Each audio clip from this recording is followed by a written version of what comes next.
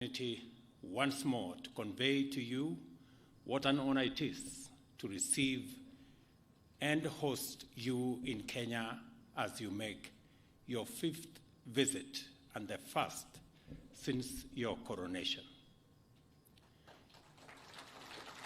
It is our hope that through our world-renowned hospitality and the Kenyan people's spirit of enterprise and innovation, as well as the land's scenic beauty and tourist charm, our country will live up to its reputation as magical Kenya and exceed your expectations. In due course, you will have occasion to tour many areas of great personal significance for you and your family, and many others of equal historic significance and importance for both our countries. You will witness the immense accomplishments made by Kenya and the United Kingdom during 6 decades of strong, dynamic, and fruitful bilateral relations, as well as exemplary events which took place over 7 decades ago. We note with deep admiration your commitment to the conservation of biodiversity and climate action, the youth, and innovation.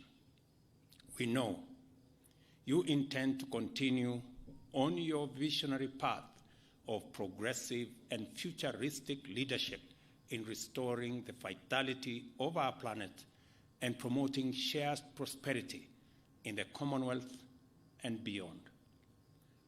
A good example is the Mau Forest Complex, a water tower forming the catchment area for the Mara River that supports the world-famous Masai Mara ecosystem and which was admitted to the Queen's Commonwealth Canopy Program in 2020.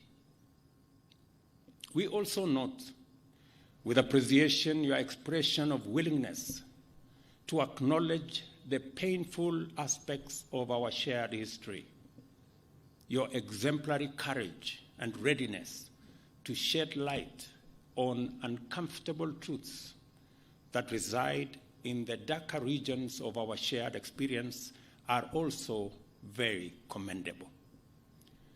This is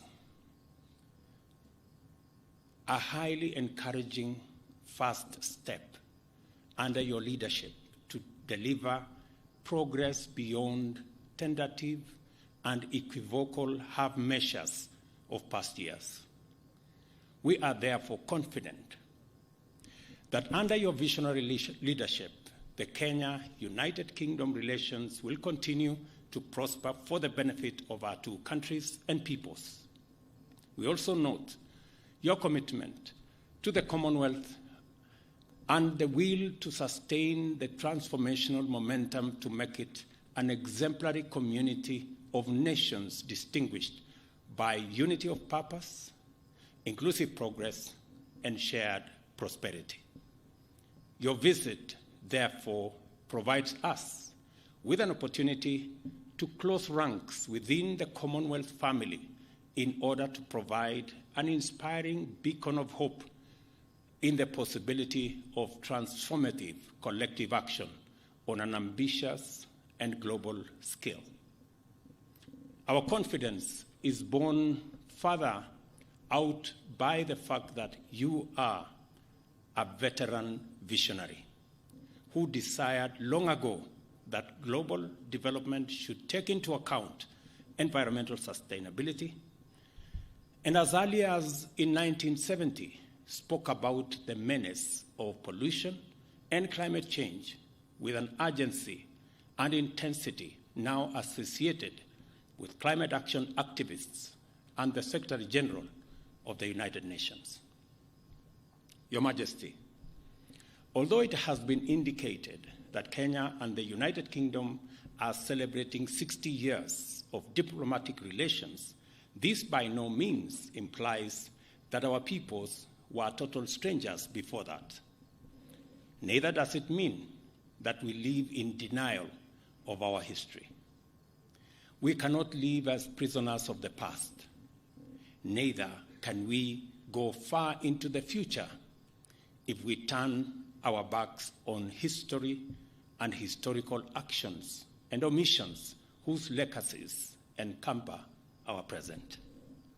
As a matter of fact, formal British presence in Kenya was proclaimed in 1897 by an order in council, which inaugurated European settlement and the displacement, dispossession, and disenfranchisement of native Africans, paving the way for a brutal colonialism. And if colonialism was brutal and atrocious to African people, colonial reaction to African struggles for sovereignty and self-rule was monstrous in its cruelty. It culminated in the emergency, which intensified the worst excesses of colonial impunity and the indiscriminate victimization of Africans. I took you through earlier today the whole of fame and the whole of shame. While there has been efforts to atone for the death, injury, and suffering inflicted on Kenyan Africans by colonial government, much remains to be done in order to achieve full reparations. I am optimistic that through the Kenya-UK partnership, we shall keep up our endeavor to inspire the change we hope for by making people and their well-being the fundamental consideration in our pursuit of trade and investment, defense and security, conservation and climate action, research, development and innovation, as well as our work of designing a future that works for present generations and distant prosperity. I trust that this visit, focused on community, sustainability, and innovation, as pillars of progress, will inspire Your Majesty to forge ahead with a strong vision for stronger Kenya-United Kingdom partnership and of the Commonwealth as a beacon of hope for humanity in a sustainable, prosperous future for all in a green and clean planet. I wish you great success on this visit and much delight during your stay in Kenya. May your leadership inspire many to do their part in making our nations more prosperous and our planet more livable for humanity and all forms of life which share it with us. Ladies and gentlemen, I did inform His Majesty earlier that in Kenya there is a concept called Kingpin, and there is a contest for Kingpins around Kenya. Different regions have different Kingpins. And there is a vicious contest for this Kingpin position, which literally amounts to not so much. But this week, all contests about Kingpins have been suspended because the king himself is in town.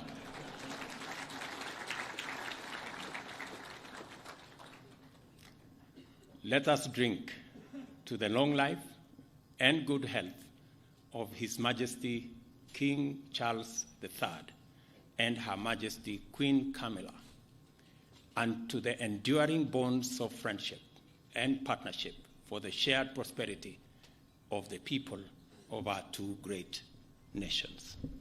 Thank you. God bless you. God bless Kenya. God bless the United Kingdom. Asanteni sana.